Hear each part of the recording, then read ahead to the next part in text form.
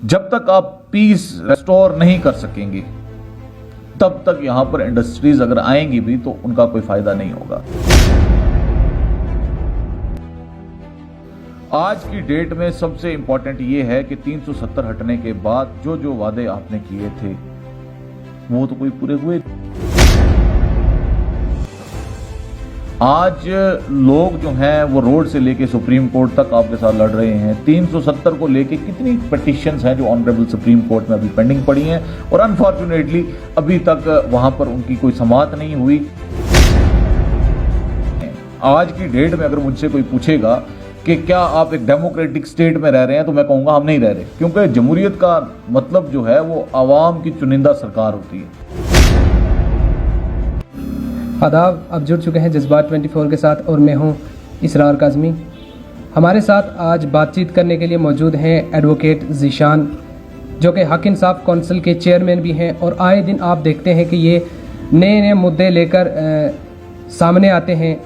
किसी को परेशानी किसी जगह पे होती है तो इनका ही फेस जो है पहले सामने आता है। सबसे पहले तो हम इनका स्वागत करते हैं हमारे इस चैनल में। शुक्रिया। डीलिमिटेशन का रिजल्ट आपके सामने है। पुंछ को अनंतनाग के साथ जोड़ दिया, या पुंछ की अगर बात करें तो मंडी तहसील अभी भी सुरन कोट के साथ है। तो इस पे इन्होंने डीलिमिटेशन जो रिजल्ट आया था इस पे श्रीनगर जाके इन्होंने बात की, तो उसी के चलते हम इनसे बातचीत करने की कोशिश करेंगे कि इन्होंने क्या बातचीत की और इस पे आगे यूथ का क्या मुस्तकबिल है जो नया रिजल्ट आया है। जी, सबसे पहले तो मैं जज्बात 24 का, इसरार भाई आपका, शहनवाज साहब का शुक्रिया अदा करता हूं कि आप अपना कीमती टाइम निकाल कर यहाँ पर आए। और जहाँ तक आपने सवाल किया कि डिलिमिटेशन कमीशन का जो ड्राफ्ट था उससे बहुत हैरानी की बात है कि पुंछ को जो है वो टोटली इग्नोर किया गया था और पुंछ जो बाज़ाते खुद एक रियासत थी उसको आपने रियासत से एक प्रिंसिपैलिटी बनाया और उस प्रिंसिपैलिटी से आपने उसको एक डिस्ट्रिक्ट बनाया और एक डिस्ट्रिक्ट से आज हम हिंदुस्तान की 600 सबसे बैकवर्ड डिस्ट्रिक्ट्स में हैं। और उसके बाद आज की डेट में आप देखें कि हमें अब पुंछ को उठा के हमारी शनाख्त को ख़त्म करके हमें अनंतनाग के साथ जोड़ा जा रहा है जो कम्पैक्ट रीजन नहीं है। और इन्हीं सब बातों को मद्देनज़र रखते हुए जब डिलिमिटेशन कमीशन ने जो है वो ऑब्जेक्शंस मांगे थे कि कौन कौन जिसको कोई ऑब्जेक्शन है वो अपने ऑब्जेक्शंस फाइल करे, तो उस वक्त हमने भी जो है वो ऑब्जेक्शन जो है वो डिलिमिटेशन कमीशन के सामने फाइल किए थे। और डिलिमिटेशन कमीशन ने जम्मू प्रोविंस में 10 अजला के लोगों से मुलाकात की थी, जिनमें पुंछ, राजौरी, डोडा, किश्तवाड़, रामबन, रियासी, सांबा, उधमपुर, कठुआ थे।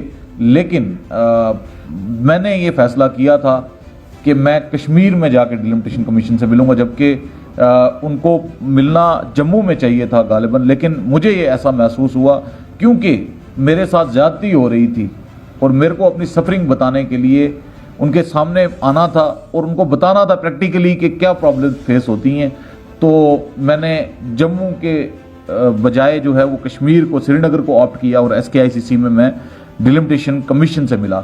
और डिलिमिटेशन कमीशन से मिलते ही मैंने जो पहली बात वहां पर उनके सामने रखी थी तो मैंने कहा था I am the first displaced person of this delimitation draft. मैंने कहा था कि मैं पहला ऐसा इंसान होऊंगा जो माइग्रेट है इस ड्राफ्ट की वजह से, क्योंकि 6 महीने मुगल रोड बंद रहता है और अनंतनाग, शोपियां का हमारे साथ कांटेक्ट टूट जाता है। जब तक आप पीस रेस्टोर नहीं कर सकेंगे तब तक यहां पर इंडस्ट्रीज अगर आएंगी भी तो उनका कोई फायदा नहीं होगा। आज की डेट में सबसे इंपॉर्टेंट ये है कि 370 हटने के बाद जो जो वादे आपने किए थे वो तो कोई पूरे हुए नहीं। आज लोग जो हैं वो रोड से लेके सुप्रीम कोर्ट तक आपके साथ लड़ रहे हैं। 370 को लेके कितनी पिटीशंस हैं जो ऑनरेबल सुप्रीम कोर्ट में अभी पेंडिंग पड़ी हैं और अनफॉर्चुनेटली अभी तक वहां पर उनकी कोई समाअत नहीं हुई, अभी तक उन पे कोई जो है वो बहस मुबासा नहीं हुआ, अभी तक वो लिस्ट नहीं हुई। और दूसरी तरफ आप देखेंगे कि हर वर्ग के लोग, हर निज़ाम के लोग, हर सेटअप के लोग जो हैं वो इस वक्त सड़कों पर हैं। तो इससे कहीं ना कहीं जो एक डिज़ाइन है यूनियन गवर्नमेंट का या जो यूनियन गवर्नमेंट की पॉलिसी है जम्मू कश्मीर को लेकर वो फेल नजर आती है। और 370 टूटने के बाद जहां पर हालात बदतर होने चाहिए थे वहीं पे बदतर हो रहे हैं। डिस्ट्रिक्ट पुंछ से हैं तो सोशल एक्टिविस्ट भी आपने डिस्ट्रिक्ट पुंछ में बड़ा काम किया है, तो आप डिस्ट्रिक्ट पुंछ की डेवलपमेंट को किस तरह से देखते हैं? आज तक क्या हुआ है? पुंछ की डेवलपमेंट तो मैं क्या कहूँ, गवर्नमेंट का इंडेक्स है जिसमें गवर्नमेंट ने खुद कहा कि पुंछ डिस्ट्रिक्ट जो है वो 20 डिस्ट्रिक्ट में 17 या 18 नंबर पर था प्रोग्रेस इंडेक्स में, जो बहुत अनफॉर्चुनेट है। यहाँ पर लोकल जो हैं वो हमारे ब्यूरोक्रेट्स हैं, लेकिन उसके बावजूद भी अगर पुंछ की डेवलपमेंट में कहीं कोई प्रॉब्लम है तो उससे हमें देखना पड़ेगा कि उसको जो बोटलनेक्स है उनको कैसे क्लियर किया जाए। और जहाँ तक सवाल है यहाँ की डेवलपमेंट का, जो डाउन द लाइन गरीब तबका है, जब तक आप उसको उसका हक नहीं देंगे तब तक हम डेवलपमेंट नहीं कर सकते। आज की डेट में जिन लोगों के कच्चे मकान हैं उनको पक्के मकान बनाने के लिए प्रधानमंत्री आवास योजना जैसी बहुत अच्छी स्कीम जो है, जो पहले प्रधानमंत्री इंदिरा आवास योजना थी, अब वो प्रधानमंत्री आवास योजना बन गई है जब से भारतीय जनता पार्टी गवर्नमेंट में आई है। तो इस स्कीम के तहत बहुत से लोगों को जो है वो फ़ायदा होना था, बहुत से लोगों को जो है उनकी मुश्किलात का इजाला होना था, जिनके घर नहीं थे, जिनकी छतें नहीं थी, जिनकी छतें चौथी थी पानी से, तो उनको जो है पक्के घर मिलने थे। लेकिन अनफॉर्चुनेटली यहाँ पर एक बहुत बड़ा स्कैम अभी जो हुआ है, जिसमें करीब 40 से 50 हज़ार लोगों के नाम जो थे वो लिस्ट में डाले गए, 48,000 to be very appropriate and exact. तो 48,000 लोगों के नाम जो थे वो लिस्ट में डाले गए, उसके बाद 10,000 लोगों के नाम काटे गए और अब 8,000 के करीब लोगों को जो है वो अभी PMAY की फर्स्ट इंस्टॉलमेंट दी गई है। लेकिन अनफॉर्चुनेटली जो डिजर्विंग लोग थे, जिनके पास छत नहीं था, मुझे लगता है वो शायद 10% या 20% कवर हुए होंगे, लेकिन 80% लोग ऐसे हैं। पिक एंड चूज चल रहा है टोटल। मैं पिक एंड चूज तो नहीं कहूँगा, क्योंकि कहीं ना कहीं हम लोग खुद भी इसमें इन्वॉल्व होते हैं। जिसके 2 कमरे पक्के हैं वो 2,000 रुपया किसी GRS को या VLW को देकर अपना नाम भी उस लिस्ट में डलवा देता है। और क्योंकि हमारा जो ये मनरेगा का या जो RDD का जो स्ट्रक्चर है, इसमें बहुत सारे जो लोग हैं वो कंट्रेक्चुअल एम्प्लॉइज हैं, तो उनका खर्चा तो ऐसे चलेगा नहीं, और वो अपना खर्चा पूरा करने के लिए इनसे पैसा लेते हैं, करप्शन करते हैं। और ये एक ऐसा सेटअप बना दिया है गवर्नमेंट ऑफ इंडिया ने या LG एडमिनिस्ट्रेशन ने कि आज की डेट में तो करप्शन का बोलबाला है। लेकिन अनफॉर्चुनेटली जो काम लोगों के आसाइश के लिए होने थे, जो जिससे लोगों को आसानी पैदा होती, वो स्कीम्स जो थी उनको बहुत मिसयूज किया गया है। इसका संज्ञान जो है वो CBI को और बाकी जो प्रीमियर एजेंसीज हैं उनको लेना चाहिए कि यहाँ पे misappropriation of funds, bungling of funds कितनी है डिस्ट्रिक्ट पुंछ में। तो आपको पता चलेगा कि यहाँ पर तो अनफॉर्चुनेटली कोई भी स्कीम जो है वो ऑन ग्राउंड जो है वो प्रैक्टिकली जो है वो इम्प्लीमेंटेड नहीं है।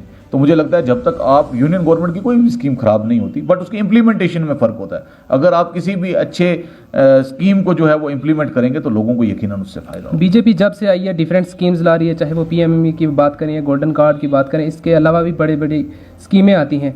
फिर बीजेपी को टारगेट क्यों किया जाता है जबकि स्कीम्स आती हैं लेकिन ग्राउंड पे इम्प्लीमेंट वो नहीं होती? भाई बात ऐसी है कि जो डेवलपमेंट पॉलिसी होती है वो किसी एक पॉलिटिकल पार्टी की डेवलपमेंट पॉलिसी नहीं होती। आज मेजॉरिटी गवर्नमेंट यकीनन इनकी है, तो जो इनका फैसला है वो सर्वप्रिय होता है, सबसे ऊपर होता है, सुप्रीम होता है, क्योंकि दोनों अपने लोकसभा में इनकी मेजॉरिटी है, तो उस वजह से जो भी इनके फैसले होते हैं वो ज़्यादा रुकते नहीं हैं। लेकिन बीजेपी के दौर इक़्तिदार में लोग बहुत परेशान हाल हैं। आज की डेट में आपने 2018 से ही हमारा ऑपरेशन शुरू किया था।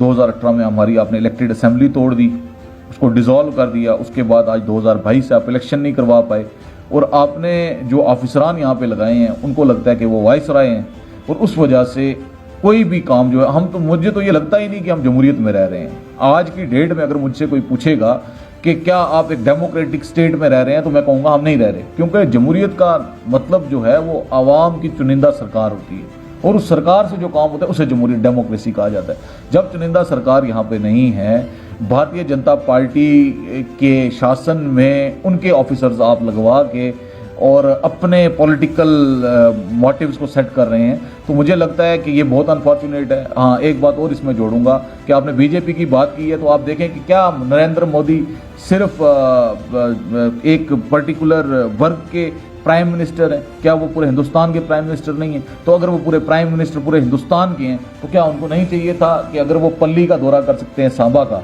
जो अभी 2-4 दिन में वो आ रहे हैं, होम मिनिस्टर आ रहे हैं, तो क्या जम्मू कश्मीर सिर्फ जम्मू से चलेगा?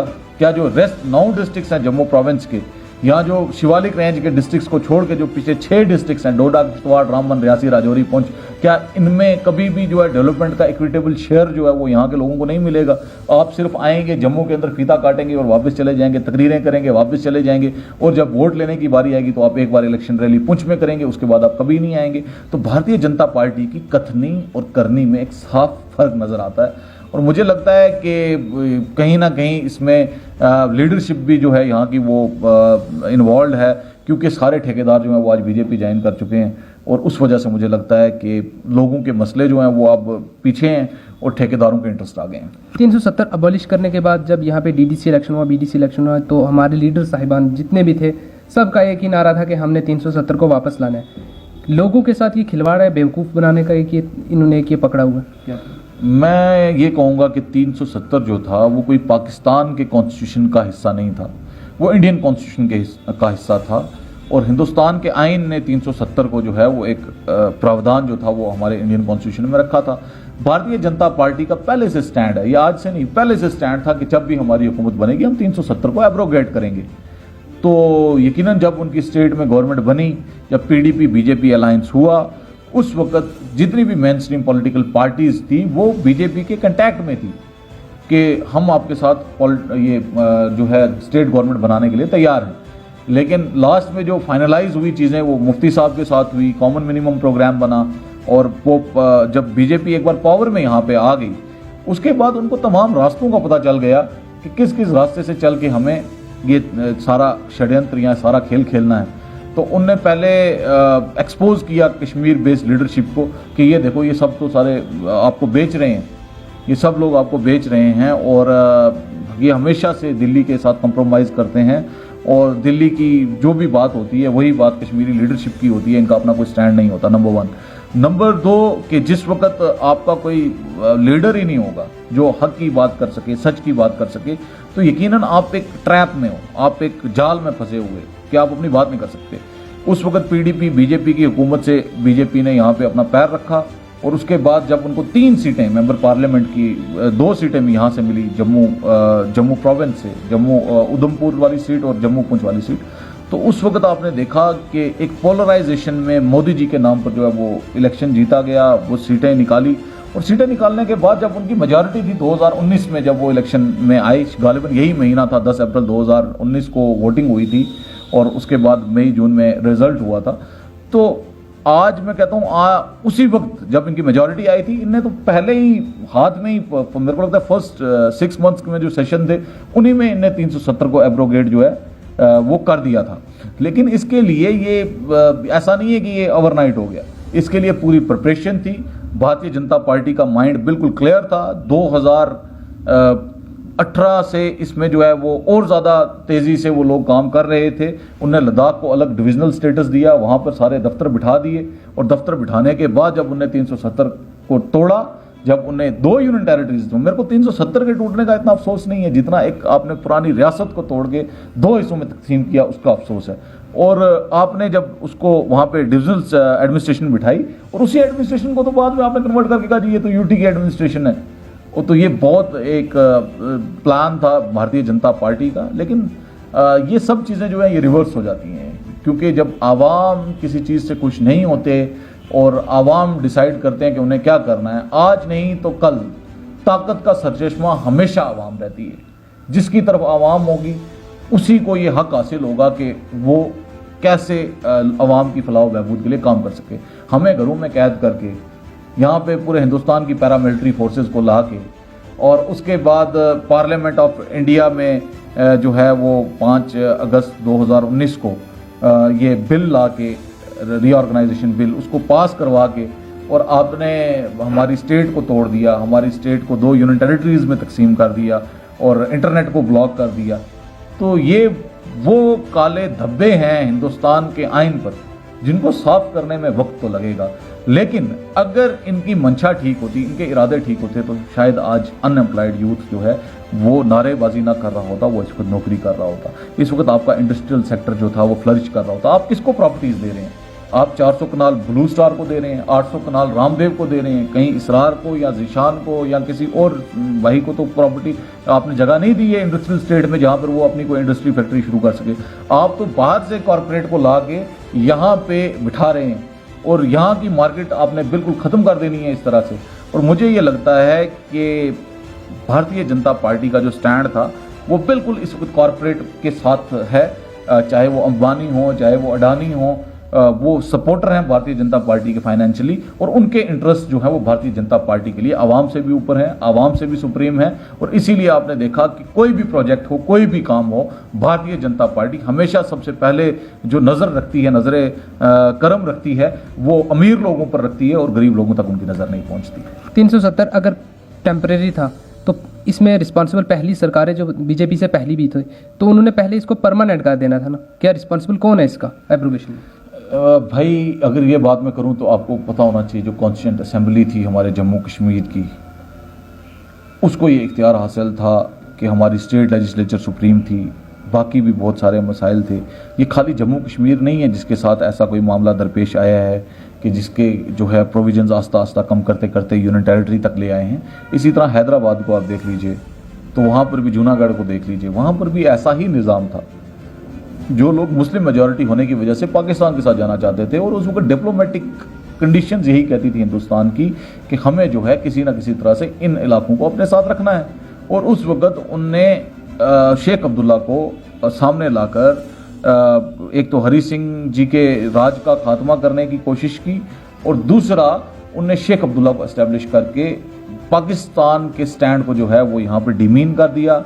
और उसके बाद से लेकर आज तक जिस तरह से ये साजिशें चलती रही 370 को कमज़ोर करने की, आज से नहीं है। जब आईएएस ऑफिसर यहाँ आना शुरू हुए, जब केएस ऑफिसर, जब बाहर के सॉरी ऑफिसर्स यहाँ पे आना शुरू हुई है, तो तब से शुरू हो गया था। जब यहाँ पे प्राइम मिनिस्टर था और प्राइम मिनिस्टर से आपने डिमोट करके चीफ मिनिस्टर कहना शुरू कर दिया खुद को, ये तो तब से 370 के ऊपर ज़रबें चलना शुरू हो गई थी। ये ओवरनाइट नहीं हुआ, मैंने जैसे पहले कहा, ये with the passage of time आस्ता आस्ता एक एक सट मार के करते करते करते उन्होंने पूरी दीवार को ढा दिया।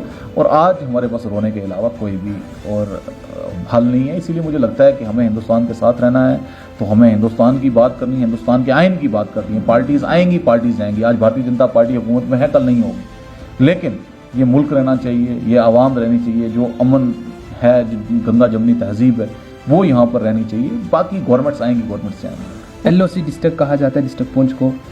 अक्सर यहाँ पे शेलिंग होती है, इंजरीज होती है। यहाँ पे अगर पुंछ डिस्ट्रिक्ट में अगर शिफ्ट करते हैं मेडिकल कॉलेज में तो इतनी फैसिलिटीज़ नहीं होती, तो यहाँ से जम्मू रेफ़र करते हैं तो रास्ते ही में कई बार डेथ हो जाती है। तो जैसे जम्मू जिशान जी, अगर हम बात मुगल रोड को लेकर, जो पिछले साल 4 अप्रैल को खोल दी गई थी, लेकिन इस बार मौसम भी ठीक है, मार्च में मौसम तकरीबन ठीक हो गया था, लेकिन अभी तक ये बंद है। कल आप एलओसी डिस्ट्रिक्ट कहा जाता है डिस्ट्रिक्ट पुंछ को। अक्सर यहाँ पे शेलिंग होती है, इंजरीज होती है। यहाँ पे अगर पुंछ डिस्ट्रिक्ट में अगर शिफ्ट करते हैं मेडिकल कॉलेज में तो इतनी फैसिलिटीज़ नहीं होती, तो यहाँ से जम्मू रेफ़र करते हैं तो रास्ते ही में कई बार डेथ हो जाती है। तो जैसे जौहरी में जीएमसी मेडिकल कॉलेज जो प्रोवाइड किया, ऐसे पुंछ में भी किया जाना चाहिए था, जो अभी तक महरूम है।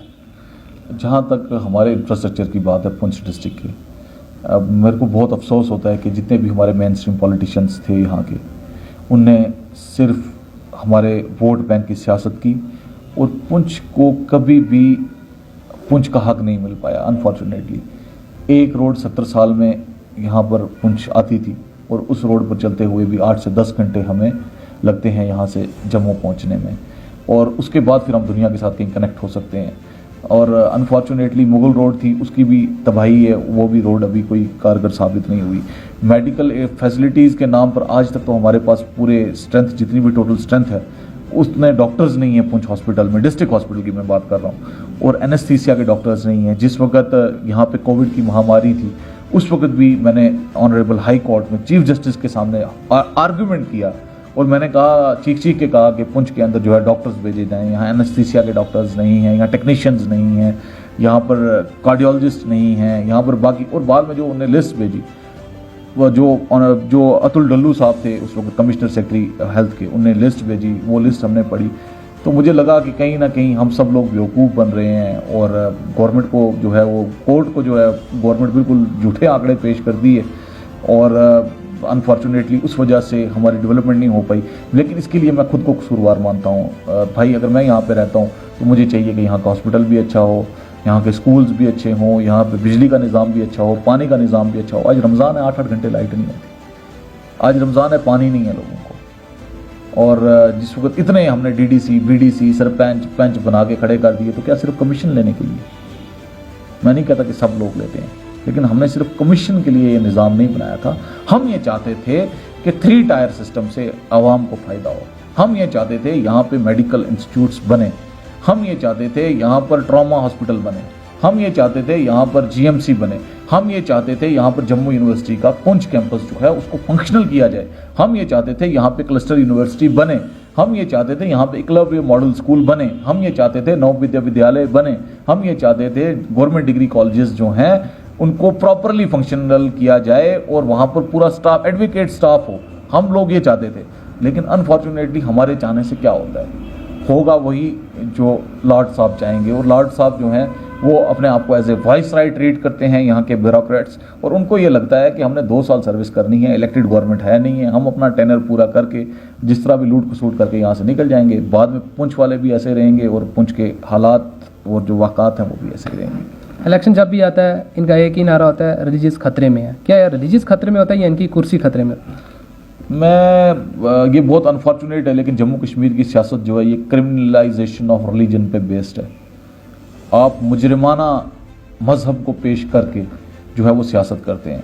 इसमें हमारे मुफ्ती हजरात, मौलाना हजरात, पंडित, भाई, ज्ञानी या फादर, आप जो भी कह लीजिए, ये सब लोग इसमें बड़े शदीद तरीके से इन्वॉल्व होते हैं। और अगर मैं झूठ ना कहूँ तो इलेक्शन के दौरान लोगों को पैसे दिए जाते हैं और मस्जिदों में कस्में करवाई जाती हैं, कुरान पे हाथ रख के कस्में करवाई जाती हैं। क्योंकि मैंने खुद इलेक्शन कंटेस्ट किया है तो मुझे थोड़ा सा एहसास है।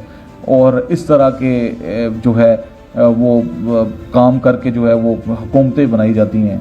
और अगर आप इस तरह से इस क्रिमिनलाइजेशन ऑफ रिलीजन से यहाँ पे इस रियासत को चलाना चाहेंगे तो अनफॉर्चुनेटली लोगों की कभी फलाह बहबूद नहीं, कभी डेवलपमेंट नहीं हो सकेगी।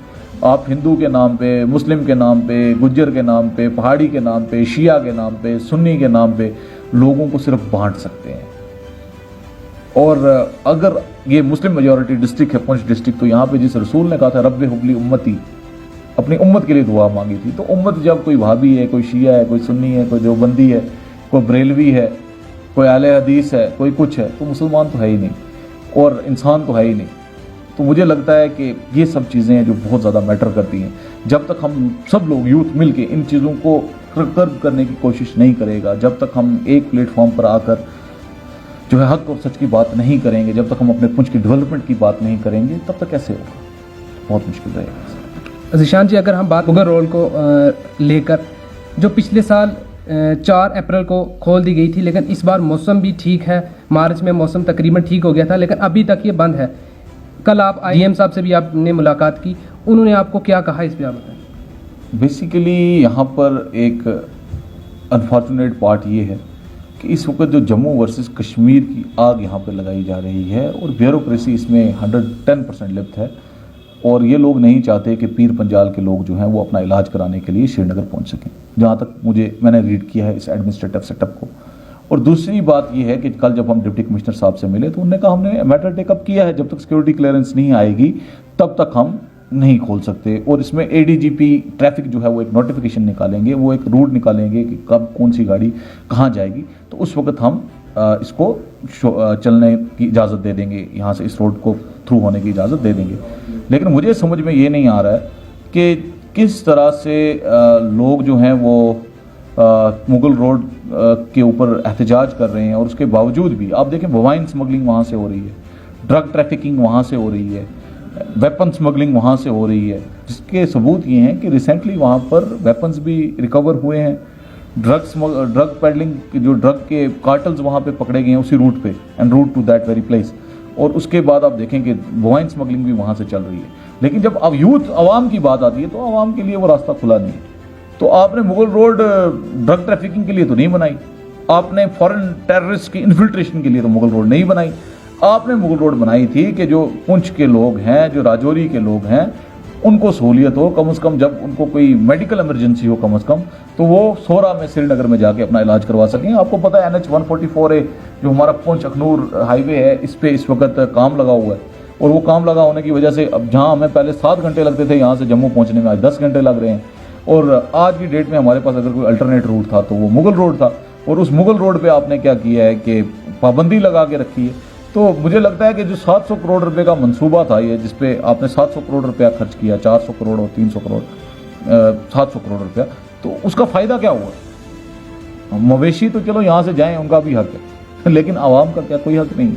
अगर आवाम का हक नहीं है तो मुझे लगता है कि इसकी एक बड़ी वजह यह भी है, सिक्योरिटी क्लियरेंस जो है वो यहाँ के हमारे सेक्टोरल ऑफिसर्स जो हैं उनको देनी है, और मुझे लगता है वो भी इंटरेस्टेड नहीं है। यहाँ पे कोई इंटरेस्टेड ही नहीं। अनफॉर्चुनेटली यहाँ के पॉलिटिशियंस आप देख लीजिए, सिर्फ बयानबाजी। अभी तक एक भी पॉलिटिशियन या एक भी DDC chairman, DDC vice chairman, DDC councillor, BDC chairman, सारे मीडिया पे इंटरव्यू देते हैं जी मुगल रोड खोलो। यार आपको कलमदान दिया है कानून ने, आपके पास पावर है, आप डायरेक्ट कीजिए डीसी को। क्या डिस्ट्रिक्ट डेवलपमेंट चेयरमैन जो हैं वो एसीपी को या अपने डीसी को डायरेक्ट नहीं कर सकती कि immediately open this road with in 2 days? अगर आपने उनको प्रोटोकॉल दे दिया कमिश्नर सेक्रेटरी का, आपने कहा कि एक डीडीसी चेयरमैन जो है वो कमिश्नर सेक्रेटरी होगा, तो कमिश्नर सेक्रेटरी का रैंक तो बहुत ऊपर है डीसी से। तब डीसी को कमिश्नर सेक्रेटरी रैंक का कोई ऑफिसर डायरेक्ट करता है या डीडीसी चेयरमैन डायरेक्ट करता है कि आप इस रूट को खोलो, तो कौन सा जवाब बनता है जिससे नहीं खुल सकता ये रोड? वाइस चेयरमैन अगर लिख देता, मेरे दोस्त फाजिल मेंबर जो हैं यहाँ के, जो यूथ हैं, जफर भाई हैं, इमरान जफर भाई, शाहनवाज हैं, ये सोहेल मलिक हैं, तो इन लोगों से तो हमें बहुत ज़्यादा एक्सपेक्टेशंस हैं, और हम लोग तो चाहते हैं, वो अपने टिक्कू भाई हैं मेंढर से, तो ये लोग हैं, हम तो चाहते हैं कि ये लोग सारे इकट्ठे होकर अपने सर जोड़ें और मुगल रोड की तरफ गाड़ियों का काफिला लेके चलें, कि हमें इतनी देर से जो है वो जाने नहीं दिया जा रहा। अब हम इलेक्टेड रिप्रेजेंटेटिव्स हैं, लोगों का प्रेशर है, माए सियाम का महीना है, लोग परेशान हैं, कश्मीर की तरफ वो ट्रैवल नहीं कर पा रहे हैं, हम लीड करेंगे, हम आगे चलेंगे। ऐसी कोई बात ही नहीं है। ये खाली आएंगे, मीडिया में इंटरव्यू देंगे, जनाब ये मुगल रोड खोल दो, तो जैसे मीडिया की बात का बहुत बड़ा संज्ञान लेती है एलजी एडमिनिस्ट्रेशन, तो एकदम जो है वो मीडिया की बात सुन के एलजी जो है उसी वक्त ऑर्डर करेंगे कि खोल दो। इसके लिए ताकत होनी चाहिए, दम होना चाहिए और पॉलिटिकल विल होनी चाहिए किसी चीज़ को करने की। मुझे आज भी याद है 2019 में जब मैं यहाँ मुगल रोड से गुजर रहा था और मुगल रोड पर बहुत कसीर जाम लगा था, मैंने तो उसी वक्त वहाँ पे धरना डाल के बैठ गया था, और मैंने कहा था कि इस मुगल रोड को फौरी तौर पर जो है वो स्मूथ फंक्शनिंग इसकी की जाए, अदरवाइज हम प्रोटेस्ट करेंगे, सड़कों पर आएंगे। और मुझे लगता है अब भी हमें वही करना पड़ेगा। अभी भी हमारे पास कोई और रेमेडी नहीं है। अगर मुगल रोड नहीं खुलती है तो we will be left with no other option than to come on roads, और हम यहाँ पे रोड पे नहीं बैठेंगे, हम मुगल रोड जाएंगे, पोशाना चेक पोस्ट के बाहर धरना लगा के बैठेंगे, ब्राह्मदला के बाहर धरना लगा के बैठेंगे, और हमारा डेमोक्रेटिक राइट है, हमें डेमोक्रेटिक राइट है कि हम अपनी आवाज़ बुलंद कर सकते हैं और अपने कॉन्स्टिट्यूशनल गारंटीज जो हैं उनकी मांग कर सकते हैं। जैसे यूथ का नारा है जम्मू कश्मीर में, अब आम आदमी पार्टी का जैसे अभी आ रही है, पंजाब में आ रही है, पंजाब में आई है, जम्मू कश्मीर में भी इसका यूथ काफ़ी टाइम से जो है देख रही थी कि जम्मू कश्मीर में आए, तो अब यूथ भी काफ़ी ज्वाइनिंग कर रही है, इस पर आप क्या कहेंगे? आम आदमी पार्टी में हम लोग तब एज ए वॉलंटियर जुड़े थे जिस वक्त आम आदमी पार्टी का गठन भी नहीं हुआ था, जब आम आदमी पार्टी बनी भी नहीं थी। गालिबन 2012 में ये पार्टी जो थी इसकी फॉर्मेशन हुई। जब इसका पहला इलेक्शन हुआ तब हम दिल्ली में थे। जब मेंबर पार्लियामेंट 2014 के पार्लियामेंट्री इलेक्शंस हुए तो हम दिल्ली में थे, और हमने बहुत करीब से इस आम आदमी पार्टी की फॉर्मेशन को देखा। लेकिन बाद में जब हमें लगा कि आम आदमी पार्टी मुद्दों से भटक रही है, आम आदमी पार्टी जो जन लोकपाल बिल को लेकर आई थी, जो इसका प्राइम मकसद था आम आदमी पार्टी की फॉर्मेशन का, वो था जन लोकपाल बिल, कि करप्शन को ख़त्म करने के लिए जन लोकपाल बिल को लाया जाए, पास किया जाए, और जो है लोगों को एक साफ शफाफ गवर्नमेंट, ट्रांसपेरेंट गवर्नमेंट दी जाए। वो तो ख़त्म ही हो गया, मुद्दा ही ख़त्म हो गया। आज की डेट में कांग्रेस का जो वोट बैंक है वो शिफ्ट हो रहा है आम आदमी पार्टी की तरफ, इसमें कोई शक नहीं है, और बाकी पॉलिटिकल पार्टी से भी जो लोग परेशान हैं वो आम आदमी पार्टी की तरफ जाएंगे। लेकिन मुझे आज की डेट में पॉलिटिकल कोई अल्टरनेटिव आम आदमी पार्टी में दिखाई नहीं देता, क्योंकि जो क्रूसेडर मैं कहूँगा, जो लोग रीढ़ की हड्डी थे आम आदमी पार्टी की, वो तो कब के छोड़ चुके हैं। एडमिरल रामदास हैं, उनने पार्टी छोड़ दी। प्रोफेसर अनंत कुमार हैं, उनने पार्टी छोड़ दी। प्रोफेसर अजीत झा हैं, उनने पार्टी छोड़ दी। प्रोफेसर योगेंद्र यादव हैं, उनने पार्टी छोड़ दी। प्रशांत भूषण जैसे लीगल ल्यूमिनरी हैं, उनने पार्टी छोड़ दी। मयांक गांधी हैं, उनने पार्टी छोड़ दी। और उसके अलावा कितने लोग हैं, मैं कितनों के नाम आपको गिनवाऊं कि जो जिनको पार्टी छोड़ने पे मजबूर किया गया। लेकिन अक्सर हम कुमार ये विश्वास के घर में आज सुबह रेड हुआ है। जो कुमार विश्वास, जिनने विश्वास पूरे हिंदुस्तान को दिया था कि आम आदमी पार्टी एक अल्टरनेटिव पॉलिटिक्स के लिए आई है, उनके घर पे आज सुबह पंजाब पुलिस ने दिल्ली में जाकर रेड किया है। आईटी एक्ट में कोई नोटिस सर्व करने के लिए या इस जिम्मन में वो गए थे, और उन्होंने उसमें ट्वीट भी किया।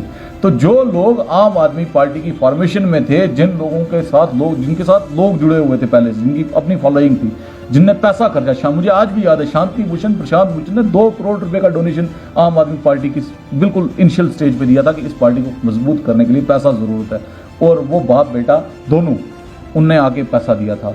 एडमिरल रामदास हैं, उनने कितना बड़ा कंट्रीब्यूशन किया।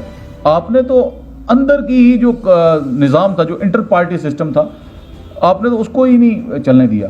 आपने तो डेमोक्रेटिक सेटअप ही नहीं रखा पार्टी के अंदर। आपने 2 फेसेस को सामने रख दिया, एक अरविंद केजरीवाल है, एक मनीष सिसोदिया हैं। उसके बाद तीसरा आपने किसी को एक्सेप्ट ही नहीं किया। संजय सिंह जी हैं, आज मेंबर पार्लियामेंट हैं। उनका अब आपके जो ये पंजाब में गवर्नमेंट सिर्फ इस वजह से बनी है क्योंकि पंजाब और जम्मू कश्मीर जो है ये माइनॉरिटी स्टेट्स हैं, जहाँ पे माइनॉरिटीज़ मेजॉरिटी में। JNK में मेजॉरिटी में मुस्लिम्स हैं, पंजाब में मेजॉरिटी में सिख्स हैं। तो मुझे लगता है ये वजूहात थी जिनकी वजह से पंजाब में गवर्नमेंट आई है। अभी JNK तो बहुत वोलाटाइल स्टेट है, यहाँ का नहीं पता क्या होगा। दिल्ली में इसलिए क्योंकि दिल्ली में पूरे हिंदुस्तान के लोग हैं और लाइक माइंडेड लोग हैं। वो तंग आ चुके थे भारतीय जनता पार्टी से, वो कांग्रेस से तंग आ चुके थे। कांग्रेस के खिलाफ एंटी इनकम्बेंसी खड़े करने वाली मूवमेंट का नाम है India against corruption. Anna Hazare का जो मूवमेंट था, उससे कांग्रेस को बहुत बड़ा धचका लगा था। और उसके बाद क्या हुआ? उसके बाद अन्ना हजारे के ग्रुप से आम आदमी पार्टी जो है वो बाहर आई। आम आदमी पार्टी ने दिल्ली में इलेक्शन कंटेस्ट किया, इनकी हुकूमत 40 दिन से ज्यादा नहीं चल सकी। फिर इनने कांग्रेस के साथ उसको कंप्रोमाइज किया था, कांग्रेस के साथ गवर्नमेंट बनाई थी। फिर ये मेजॉरिटी में आए, फिर ये अब दूसरी टर्म कर रहे हैं। अब इनने पंजाब भी जीत लिया, लेकिन जम्मू कश्मीर को लेकर कभी भी। लेकिन हम यूथ का देखते हैं, यूथ का एक ही नारा है, जम्मू कश्मीर की मजबूरी है, आम आदमी पार्टी का आना जरूरी है। मुझे तो ऐसा लगता नहीं है, क्योंकि जम्मू कश्मीर की मजबूरी तो यकीनन एक पॉलिटिकल रेवोल्यूशन है, लेकिन मुझे नहीं लगता कि जिस हिसाब से आम आदमी पार्टी चल रही है तो वो हमारी क्रेडिबल वॉइस बन पाएगी। क्योंकि old wine in new bottle, आज कौन से लोग आम आदमी पार्टी को ज्वाइन कर रहे हैं जो पहले से ही जिनकी शक्लें हम देख रहे हैं। ऐसा कोई नया चेहरा या कोई नई फीलिंग, कोई नया यूथ, कोई नई उमंग, कोई नई तरंग नहीं है आम आदमी पार्टी में। इसमें वही चेहरे हैं जो पहले कहीं और थे, आज अपना दल बदल के जो है वो आम आदमी पार्टी में खड़े हैं। तो आप देख लीजिए, आपको पता चलेगा कि 60% से ज़्यादा लोग तो वो जुड़ रहे हैं जिनकी पहले पॉलिटिकल एफिलिएशंस थी, जो पहले लेजिस्लेटर थे, जो पहले एक्टिव पॉलिटिक्स में थे, अलग अलग पॉलिटिकल पार्टीज में थे। तो उनसे आप क्या एक्सपेक्ट कर सकते हैं? Old wine in new bottle. जैसे अपनी पार्टी तो आम आदमी पार्टी, आपको क्या फर्क दिखाई देगा इनमें? एक्स लेजिस्लेटर्स उधर भी हैं, एक्स लेजिस्लेटर्स इधर भी हैं, तो कैसे आप इसको डिफरेंशिएट करेंगे? शुक्रिया ज़ीशान जी, आपने कीमती समय दिया। Thank you. ये थे हमारे साथ एडवोकेट सैयद ज़ीशान। इन्होंने डेवलपमेंट को लेकर बात की, मुगल रोड पे बात की, और कई मुद्दे थे उन पे बात की, डिलिमिटेशन का जो रिजल्ट आया उस पे बात की। इसी के साथ आप बने रहें जज्बात 24 के साथ, और मुझे दीजिए इजाज़त। खुदा हाफिज़।